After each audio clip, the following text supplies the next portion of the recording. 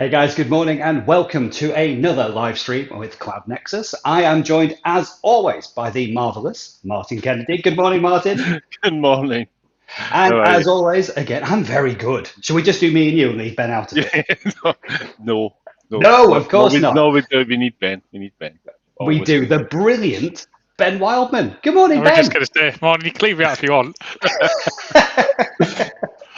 Oh, guys, how's it going? Yeah, really good. This is like the Yeah, first time we've had a chance to catch up this week, right? It's just been absolutely more or crazy. less. Yeah, Mm. yeah, pretty Yeah. much. No, it's really well. It's nice to see you guys. It's nice to catch up. Thanks to everyone online for joining in as well. As we go through today's news and comments, please feel free to chip in. I will say in advance that we are doing a short session today because, with it being Mental Health Week, we've actually chosen to, as a business, just do a shutdown at lunchtime today. So everyone is having a longer weekend than normal, just to give us that breathing space because Mental Health Week has helped us, I think, just, look at what we've been doing. And as we said just there, this is the first chance that we've had to actually even see each other this week and just take a break from the projects that we're on and all the great stuff that we're doing. So it's good, I think, for us to just take that extra space this afternoon and just take a break, take a breather, spend some time with family or away from family, whichever gives us the most break, Yeah, I think. away. Yeah, away, anywhere. Yeah, absolutely. So, say hello in the chat. Let us know where you're watching in from today, and otherwise, let's get on with today's stories. So, let's see what's happening. Oh, yes, story number one. This, Martin, this is the one that you raised to me earlier in the week. This is that a trains worker bonus email was actually a cybersecurity test. So this is the marvel story of West Midlands Trains, who decided to send out an email to their 2,500 staff base saying, hey, thanks so much for all your support over the COVID period. We know it's been very difficult, and our CEO, our MD, has elected to give you all a bonus, and as thanks for all the hard work and effort that you've put in. Please click on this link here, and we'll sort out your pay details. And it turns out it was nothing but a cybersecurity test. Martin. It's absolutely shocking. It really is, and I don't, I don't believe they've even apologised for it. If they have, I've missed it. But to send that out after what everybody's been through, I think we all get it. We should do, you know, kind of testing your end users' awareness of security, etc. You should definitely do that. But there's ways of doing it. And a little bit of consideration here. There's plenty of templates for phishing simulation. You could use any of them, but to be so cynical to do that to criminals might do it. You Yeah. know, organized crime might do that. However, to do it to your own folks, a bit below the belt, isn't it? Well, You and I know. think, it's one of those things as well. It's been a really hard year, Yeah. anyway, and especially for these guys. And they've had so many of their staff, come down with the virus, or their family members. They've even had, someone who died from this, and it just seems a little bit crass, right? It just Definitely. seems, like one of the things that you don't mess around with is people's pay. And Hmm. especially again, here we are talking about, mental health week. These people have been under enormous amounts of stress, and Yeah. then to just get this tantalizing, oh, here's a bit of Oh, yeah. extra pay. Uh, I feel as though they should definitely give them a bonus now. well, well, it reminded me, and I wonder if this is a knee-jerk reaction to what happened with Merseyrail the other week, that we all saw that they had that cybersecurity attack that came through what I believe was a phishing incident. Yeah. And as part of that, they threatened to release the information if Merseyrail didn't pay, and Merseyrail had already had a hell of a year and couldn't afford the ransom. And I look at this and go, well, was this a knee-jerk reaction to that? And if so, have you had a similar difficult year? And actually, whether this email was, in good taste or not, is there room for a bonus? Because people are saying, yeah, you should pay the staff a bonus now for putting up with this kind of nonsense. They probably don't have the cash for that either, which is kind of a Yeah. double whammy. So there's, Yeah. there's barely an apology, and are they even going to pay anything anyway? Yeah. So now the sentiment amongst your staff is going to be Oh, pretty low. yeah, yeah. So So not only has it been a tough year, but good thanks luck. for the extra kick in the teeth, towards Yeah. the end of that year. No, Brilliant. no, pretty shameful. Yeah, and I mean, look, the devil's advocate side of this is if you want to know if a phishing attack is going to work, well, this will definitely get people clicking. Is that the right thing? I don't know. Yeah, it's not how it should work, is it? Ben, you're awfully quiet about this, and as a resident Yorkshireman, where money is very popular in Yorkshire, tell me, what are your thoughts about this? Yeah, it's a bit of a Like Mike said, there's certainly other ways to achieve and test phishing, not necessarily promising a bonus and then failing with a phishing test. But yeah. No. It's not the best, is it? Right? I don't think they're going to win any awards for this. They're not going to be in the top 100 companies to work for. West Midlands Trains, just well done. So no, I don't like this. I mean, I get it. Cybersecurity is really big at the minute, and it's a lot of problems. Again, I'm looking now. Now there's more and more ransomware happening again this week, but some good news. So one of the cybersecurity and analyst companies has found that the average ransomware payments being paid is actually lower than normal. Have you seen this? No. So what's been paid is lower, or what's been asked for is lower? Is it? So what is being paid is lower. So actually, it's the percentage of payments that are going out overall. So it's not necessarily that each amount is less, but actually the overall volume is going down, and that's because people are choosing not to pay. I think we've got here, so you can see that it decreased to an average of around $154,000, down from $233,000 in the previous 3 months. Still a phenomenal amount of money, but what it's showing is that victims are choosing not to give in to the demands of Bitcoin. And also, I'd like to think, and I genuinely would like to think, that there's more awareness of these types of attacks, and actually people are putting better protection systems in place. Yeah. Yeah, so they can actually, they've got their backups, they've got their prevention in there, so that actually we don't need to pay it. We're fine without it. Unless of course data leakage or whatever. But I guess that will lead to potentially more threats, or greater threats from the criminal organisations. Being a bit harsher. Well, I think that's what happened with Merseyrail, wasn't it? It wasn't just, hey, we've encrypted all your data, but it was actually, hey, we've encrypted all your data, so you can pay the ransom or not and have it decrypted. But also, we've emailed out to all of your partners and customers to let them know that we've got your data, and if you don't pay, we're going to release it all to them. So it's kind of that double whammy of a threat. Not only do you don't have access anymore, but actually someone else does, and they're going to release it publicly if you don't pay. Yeah, and it's going to hurt you twice. Yeah. Yeah, so it's. You can sort of see how these companies end up getting hacked and victimized and things, because if you look at some of the bigger organizations and things, just how far behind they are with certain software versions and kit and how teams are set up and things, it's understandable how things and how it's so easy, because no one has the overall control. People are doing their own little bits and don't necessarily achieve. There's no one goal in certain organizations. Yeah.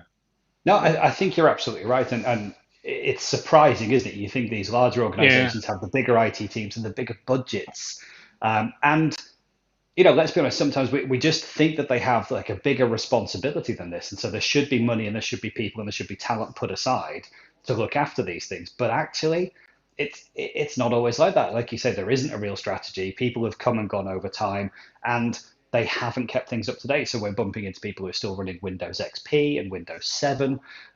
Wasn't it the Colonial Pipeline that was, an old version of, I think, TeamViewer and RDP access that was broken in through? Yes. So yeah, they were using. I think it was exposed RDP, not necessarily. I don't know if it was an older version of such. I'm not sure. But yeah, literally, I think from my understanding, it was pretty much RDP on the internet and TeamViewer potentially, because they were trying to allow people in to effectively do work from home. Yeah, yes, and then multi-factor would have probably have prevented that, most likely. Yeah, well, that's one of those things I don't like to do, is go, you know what, there was a better way to do that. But it's of course. There's so many risks that are getting taken. We don't know the details, but the consequences of that one were massive. Yes, they were. Yeah, they paid nearly $5 million in ransom.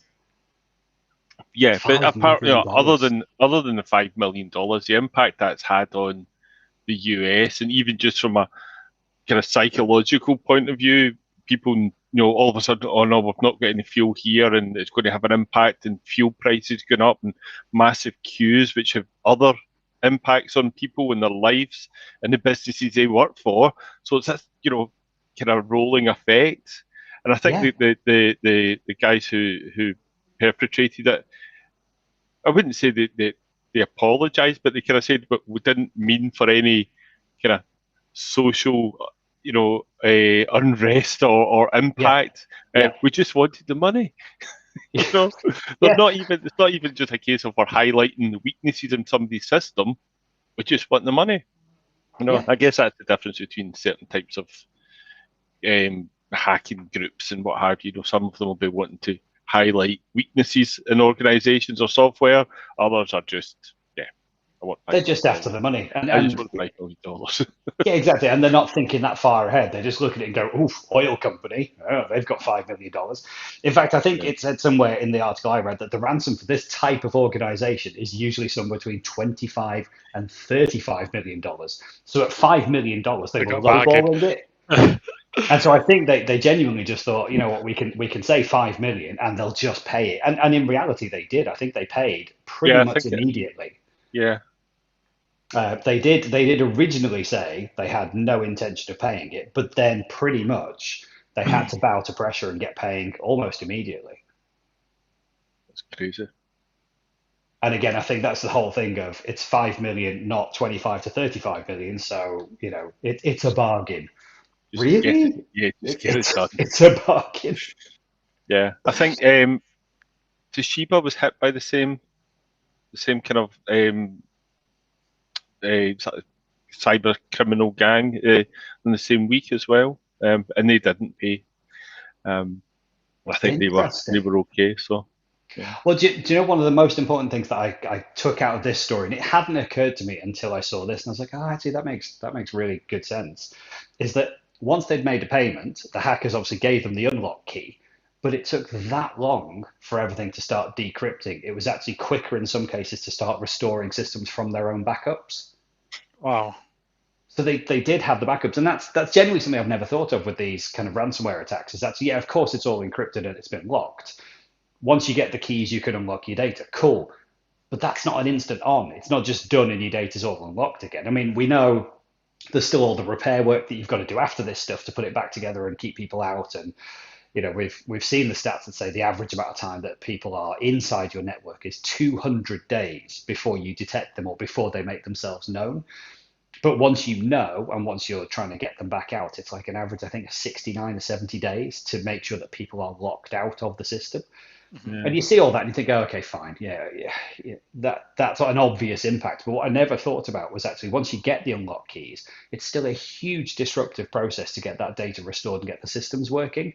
And here, the shame is they had backups, they've got that thing that they can fall back on, and they've paid the ransom, and they're still having this absolute nightmare of getting things back up and running. So it's a and then the real. impact of taking those resources away, people resources away to fix something, and taking them away from whatever else they were doing, and that's now got a knock-on effect again. Yeah. So yeah, I guess there's a lot happens that you don't realise. And it just doesn't seem to be slowing down. I think Microsoft again this week have announced another new virus that's coming out, a new piece of malware. And this is coming in through emails inside PDF documents. So this is fresh this week, I think, 2 days ago, yesterday, in fact. So it's a new Trojan specifically going after these sectors, so aviation, travel, and cargo, but it's embedded inside a PDF. So it's coming through as an email. It looks like a safe attachment. They're clicking the PDF, and then inside there is some script essentially that's then running. It's then making external call outs and providing remote access. So it's just not slowing down. No, It it's really not. isn't. Here it's called Revenge Rat and Async Rat. So basically, Rat is remote access tool in this particular case. But they've used, I think I've seen this week that they've used MS Build, which is a legitimate piece of software that you use for building MS applications and for distributing them. And then they've managed to use that to get some of the signatures so that Windows doesn't necessarily spot it straight away. then embedding it inside the PDF, and then calling these scripts. Yeah. So there's some good advice if you have a look into this. There's some good advice on things that you can block and calls that you can block to certain locations on the network. But again, this all comes down to it's the same things, isn't it? You know, you need your email protection, you need the phishing protection, you need safe links, safe documents, you need to have your users trained to look out for this stuff. It's just this constant thing now. Phishing attacks just keep heading up on the rise. Yeah, it's crazy. The next thing I saw that was really quite interesting I saw this week was a friend of mine bought a real bargain. He got his new Apple MacBook Air from the Apple Store. Yeah. M1 chip as well. M1 chip. Yeah. He was asking me, should I get the M1 chip or should I get just pay £50 more and get the MacBook Pro but with the Intel chip? And I was just like, no, shut up, get the M1. Don't. You won't regret it. Anyway, 2 days later, turns out he's regretting it, but for a very different reason. So what actually happened was he bought this from the Refurb program. So Apple Refurb, he got it, delivered from Apple directly, and he paid £849 for the £899, MacBook. And he's using it and it seems great and it's working great and everything seems fine, but he's just got this really weird thing where every time he goes on the internet to search for something in Google, it keeps redirecting him to Yahoo. And he's messaging me going, mate, I keep getting redirected to Yahoo. And I'm like, oh, that's weird. You must have a browser extension or something installed. There must be something weird going on. Anyway, turns out, no, his refurbed MacBook came complete with malware. Oh, was it wow. Look, I'd be surprised they didn't charge him extra for it, but no, it actually came complete with malware. So much so that he ended up on the phone with Mac support, and he gets through the level 1 and level 2 techs, and they're trying to do factory reset on it, and it's still there. They're trying to get him on the terminal, typing in different commands. They're getting him pulling down these Uber scripts from Apple headquarters to run that are basically just no, this is the level 3 scripts. We're going to take over the computer and we're going to tell it what to do. Nothing. They just could not get rid of this piece of malware. And so in the end, he's had to send it back. So he agreed with Apple last night, as a matter of fact, that it's irreparable. He has to send it back. So this is direct from the Apple Refurb store. Now, don't get me wrong, this guy isn't a techie at all. He isn't, the type of person that's off finding, random weird bits of software to put on his Mac. He's installed Office. He's using Safari. That's what he's done with it. And he hasn't been to it. I mean, he's had it 2 days, and so we're like 100% confident that the malware came from the refurb. So whoever had it before, obviously it's gone into the refurb program, it's gone through a factory reset and it's come back out, but that malware is still there. Very much like when he tried to do a factory reset, the malware was still there. So instead of going for another refurb, he's now gone for a new unit, which I don't blame him about. I would have no hesitation recommending the refurb program from Apple, but I was very surprised to see that this week. That is really, you would think that's just a total flattened machine, brand new out the box, done the repairs, refurbed, back out the door. You wouldn't expect anything from that. It'd be interesting whether you could only run some file recovery software on the actual hard disk and see whether you can recover anything off it. Yeah, well, and this is it. You see, I would I'm thinking a Windows machine, right? You would, if I had that kind of problem, I would be literally booting from USB with a restore image or whatever. Yeah, and it's gone. At the BIOS, I'd then wipe the entire drive or delete the partition so there is no drive, recreate a new partition, reinstall Windows or Mac OS in this case. Mm-hmm. Obviously, they've gone down I assume they've just done the factory reset, inside the Mac OS, reset this Mac. And it deletes all the user data and all those settings, but somewhere in there, that piece of malware has managed to retain. Very strange. But so is that it there, the Yahoo redirect virus? This is it, yeah. And it's been around for a long time. This is not a new virus or piece of malware. It has been around for a long time, but it can, in the end, as it says right at the bottom there, it can cause unwanted changes to your primary web browser, and you can also risk permanent damage to your Mac. And this is it. He's on with the level 3 techs, and in the end, he had to send it back. Now, I did also think when they said, look, we've got no more refurbs in stock, sir, I I did think they would just kind of go, we'll give you a new one for the inconvenience, and Yeah.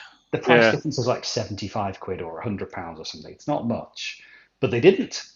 So he still ended up ordering a new one from them. But yeah, I don't know. M1 Max still absolutely mint. I'd love one, but not with the malware. Thank you. Even if it's free. Yeah. Now, I did also see this, that malware gets into the most unlikely. Oh, sorry, no, not malware.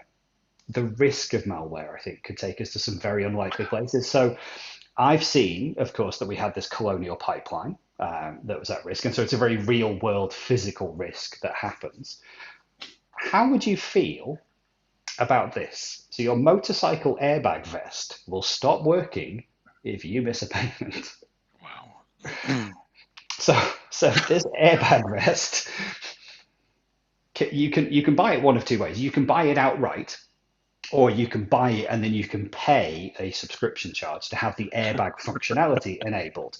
If you stop paying, then they will remotely log in and obviously disable, or it will check in on its regular check-in process. Oh, you don't have a subscription anymore, so therefore no more airbag for you, sir. This is just That's wide ridiculous. open. Yeah. There's certain things that should not be subscription based. Or connected in any Or form. connected, yeah. Yeah. I mean, if my card expires and all of a sudden I can't watch Netflix or I can't do something else, then Or you don't can't pay, listen. Martin. Yeah, or if I don't pay, yeah. But it happens. Your card expires. You go to log in. Yeah, I've not got that anymore. Oh, right. That's not really a problem. But it's 70 mile an hour. It's a bit of a problem, right? Yeah. I think it's absolutely shocking. Yeah, explain that to your insurance as well. Can you imagine some kind of internal process has gone wrong and it's marked your airbag as down, but you're still paying, and then it doesn't go off when you crash? You could just imagine some internal bug or issue. Yeah, exactly that. And I'm just thinking that, like you said, Ben, there's no need. There are some things that just do not need to be connected to the internet. A life protection system is probably one of those. I want it to be as autonomous as possible so that no one can bugger around with it. Let it come out of the factory, designed to save my life, please. Yeah. And then nobody messes with it. I don't need a firmware update on my airbag, please.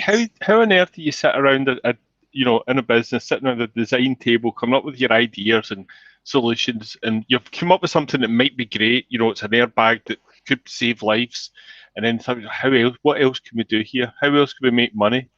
Well, subscriptions are popular. Really? Well, that Netflix thing seems to make money. Well, speaking of subscriptions, that's what really annoyed me with my Ring doorbell. So I bought a Ring doorbell. It's over 100 quid. And then you get it for 30 days and it's pretty much useless until you subscribe. That's true. Yeah. It only holds it for like 7 days or something. If you want it to actually hold the video recordings, you need to pay the subscription. Yeah. And I don't think you can do live, but I don't think it held any of my video recordings. Ah, okay. So I had to go for the yearly subscription on it. Yeah, rip off, which is like 80 quid a year. Yeah. I have to say, I done it last week. When you sit and you have a little look at your bank account and you're looking at what's coming in, what's going out, and you look and you think, what is that? Oh, okay. And I found that I was paying for 2 websites that are the exact same. I was like, oh, how long have I been paying hosting fees for that? And you don't realise it, or I'm paying for Audible, I'm paying for this. My life's just full of subscriptions at the moment, and half of them are gone, to be honest with you. Well, it's the gym membership taken to the extreme, isn't it? That's exactly what it is. I'm a member of nine gyms. I feel like we need the clip from Joey in Friends. Just going, I want to quit the gym. Oh dear. Oh man, that's amazing. No, that's really good. Well, I think those are the main news stories that we caught this week. I just wanted to give a little catch up on our experience with some of the AirTags that we've been working with, because we bought some AirTags last time. I think we had the live session, but we couldn't get them just in time for the live session. We're going to be making a YouTube video on this, so you can check out our actual findings. But just to give a bit of a sneak peek into that, one of the key things, well, 2 of the key things that have come out recently about AirTags. One is that in Australia, they're actually withdrawing them from sale. And that is because the Australian government believes that they are not safe for children, and so they're not safe to be around children because they contain the watch batteries, the CR2032 battery, the removable battery, and it's lithium. Because it's not secured in any way, there are no screws to stop you removing that Oh. battery. And so there's no protection for children to stop them removing the battery and swallowing it and then having a horrible, horrible time if they do. So in Australia, they've actually pulled them from being sold, which I thought Wow. was incredible. And they're quite right. If you take an AirTag, it is literally kind of give it a squeeze and then twist, and then top comes off. Yeah, and Wonder if that's what. I have one on me. Look at this. And that was one of the things that people were saying they would do. Is stick your wife it on their tracking you, kids. Scott? As if she cares where I am. Yeah. So there we go. It's Wow, it's that that was easy. simple to sort of pop the battery out, and there it is. Wow, that's really No easy. tools, and Yeah. that is the main beef of the Australian government. I suspect they're going to fix that for version 2 then. Yeah, well, I think what they also might fix is the fact that no, do you know what? They won't fix this. They won't fix the fact that there is nowhere to kind of loop this onto a belt buckle or a keyring or anything like that without paying £15 for the I was for going to the say official leather holder from Apple. I mean, yeah, I was going to say I had seen it in a little holder, so that's separate. yeah, £15 each. So But anyway. So that £30 tag is now £45. It sure is. Yeah, absolutely. Times 4 because you bought 4 of them. Yeah, absolutely. Yeah. So it would be £160 if we bought all, a holder for all 4 tags. Yeah. Anyway, But you don't need that because you've been more discreet about where you're hiding them. I am. I've literally been hiding them in like pockets and bags and things like that. So I've done 2 things that people will really, really want to follow up on. One is that I've been stalking my wife by planting one of these on her, and the other is that I've been stalking one of our employees by planting one of these on her as well. Brilliant. I must look like the best boss in the world. Get back to your desk. But just, why aren't you working? To be very clear, we had full permission from both people involved. Good Lord, before anybody starts telling me I'm a terrible person. But so the thing with this is that obviously people are concerned about privacy, that you might plant one of these on to track where they're going. So I planted one of these on my wife and I planted one of these on Kaylee, our digital marketer. And who will be joining us at some point in the future. I'm just going to keep stressing that this was with permission, because we wanted to see what's the experience of this device, right? When it's planted on someone to track them around. Now, the one I planted on my wife, I planted it on her at 8 o'clock in the morning in the house. Boop, just popped it in her pocket. It didn't tell her until about 5:30 in the evening that something was going on. And so, for a good day, it was sat there watching it. But I think like this thing knows where my home is because it's registered to my phone, right? So it knows where my home is. It was only when she left the house and went for a walk to do whatever she was doing and then came back. At that point, it alerted her on her phone to say, hey, an Apple AirTag that doesn't belong to you is following you around. And it actually showed her a map of where it had followed her on that journey. I was like, okay, so I thought that was interesting because it was in my house and I guess it knows that's my house. So it wasn't bothered, but it was only when she traveled, then it started to tell her. But other than that, it just left her alone the entire time. The more interesting one is Kaylee. So Kaylee was in the office and we gave her the AirTag and she set off home. Within 20 minutes, it had said to her, hey, there's an AirTag following you around that doesn't belong to you. Here's where it's been following you. You're like, okay. But we wanted to look at a prolonged experiment to see how often it would keep bothering her. So like a whole day goes by. It's Saturday now. It's not making any noises. It's not telling her anything, but she's at home. Again, when she goes out, it then tells her, hey, you've got an AirTag following you around that doesn't belong to you. Okay. So she comes back. Now, I thought that these things would kind of stop working after a certain period of time. And I read that if they don't check in with their home phone, my phone, after 3 days, they'll start to disable themselves. Well, that isn't true. It's been over 7 days now, and I can still look on my phone and I can still track where Kaylee is using the AirTag. What it did do was every time she goes out of the house, it tells her on her phone, there's an AirTag traveling with you. Here's where it's followed you around. And after 3 days, it started to consistently beep, beep, beep, beep, and then it'll just go quiet for a little bit. It's kind of trying to tell her where it is so that she can find it and identify it. So it's beeping at her to say, hey, I'm over here. But it still hasn't disabled itself. So I can still go on and I can still see where she is. Now, the beeping on these things isn't very loud, right? So if I've planted this in, let's say, in the back of her car somewhere where she's never going to hear it or find it, I can still actively track her around.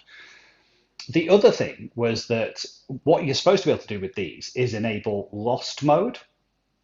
Kaylee actually says, whenever I move, it beeps. So if she goes anywhere, it's now beeping at her to say that it's following her around. Driving her absolutely crazy. Driving her slowly crazy during mental health week. I'm really sorry about this, Kaylee, but it's an interesting social experiment.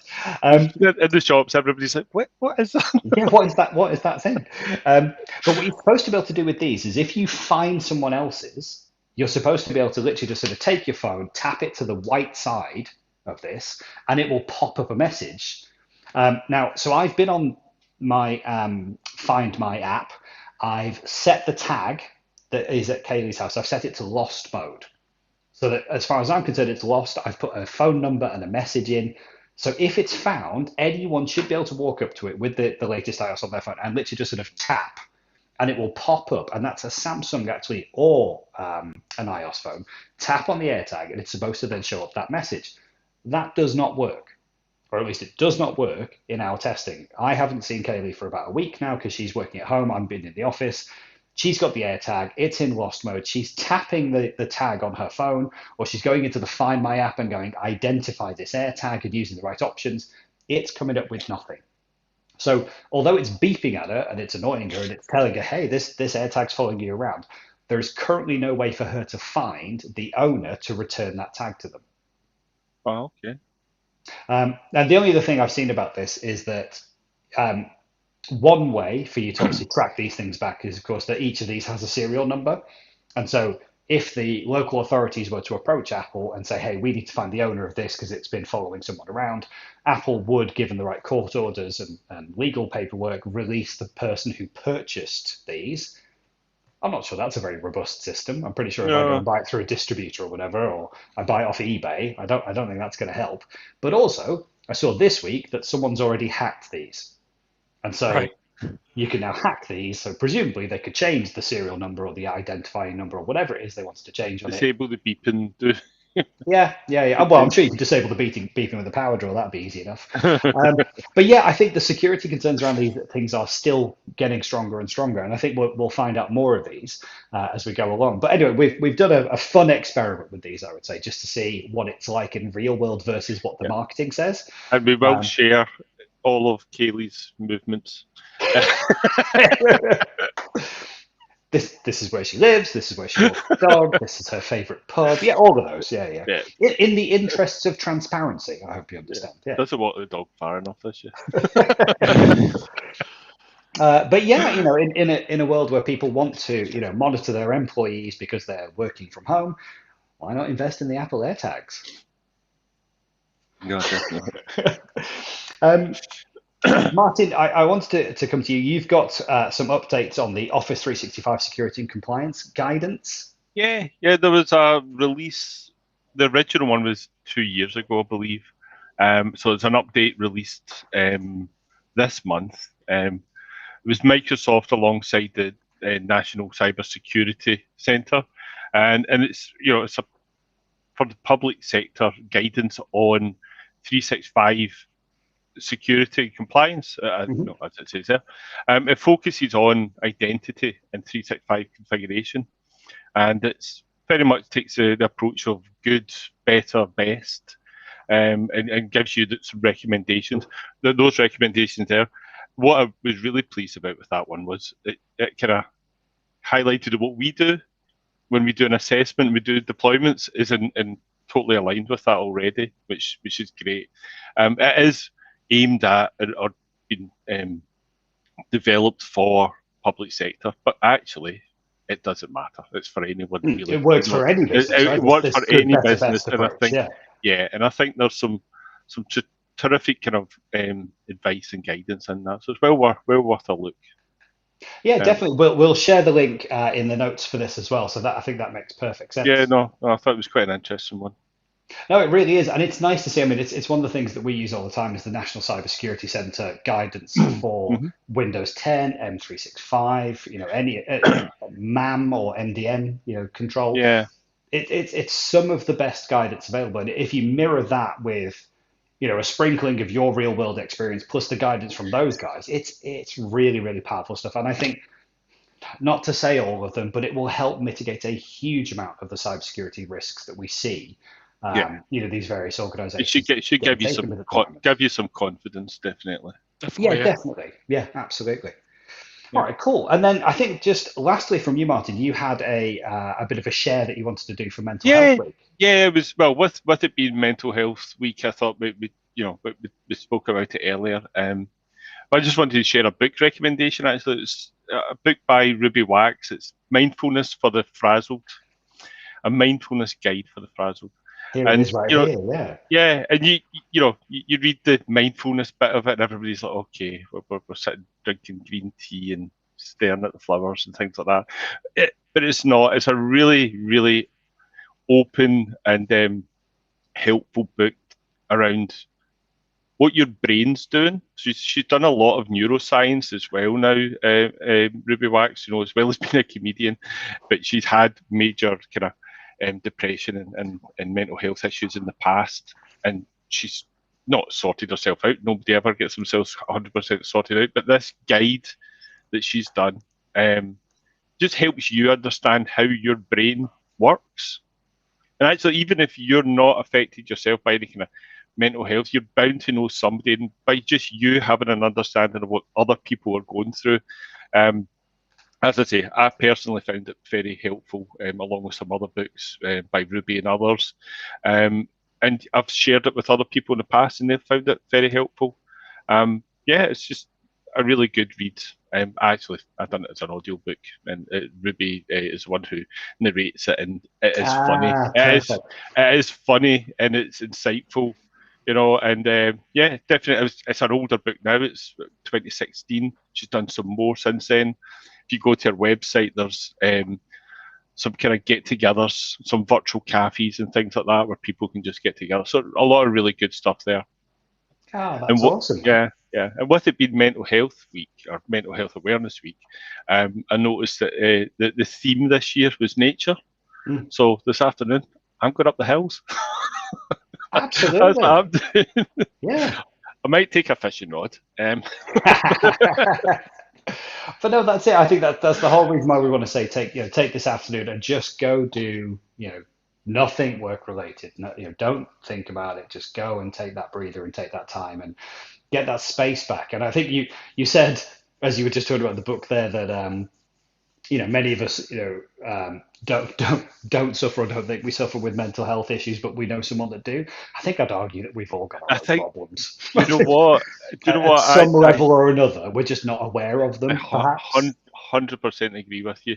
And I've always thought, we're all affected. We just don't know it. Yeah, Many people yeah. don't know it. So, yeah. And So, I yeah. think it's just a great time just to take that time and space, and again, just check in with people, and are they okay?